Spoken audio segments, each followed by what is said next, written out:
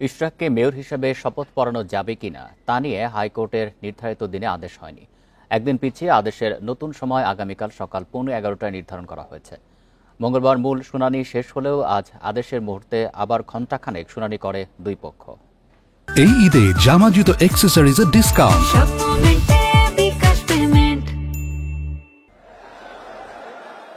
হাইকোর্টের সামনে সড়ক অবরোধ করে ইশরাকের সমর্থকদের অবস্থান, আর আদালতের ভেতরে তার হয়ে আইনি লড়াইয়ে বিএনপির আইনজীবীরা ছিলেন। ইশরাককে শপথ না পড়ানোর আবেদনের রিটকারীর আইনজীবী ও এনসিপির আইনজীবীরাও।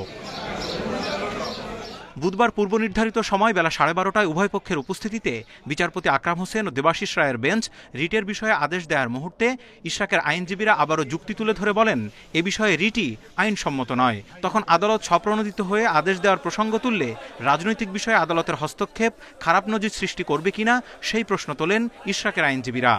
প্রধান বিচারপতি এসকে সিনহাকে যে সময় ক্যান্সারের কথা বলে দেশে বিতাড়িত করলো, দেশ স্বার্থ দিল না, থাইল্যান্ডের রাস্তাতে পদত্যাগ করালো, সুপ্রিম কোর্ট তো নিশ্চুপ ছিল কেন?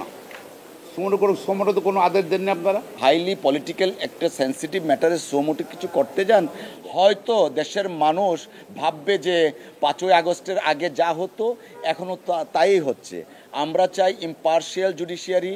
এদিন আবারও ইশরাককে মেয়র ঘোষণা করে দেয়া নির্বাচনী ট্রাইব্যুনালের রায় এবং ইশরাকের মামলার আবেদনে নানা আইনি অসঙ্গতি তুলে ধরে শপথ না দেওয়ার পক্ষে আদেশ চান রিটকারীর আইনজীবী।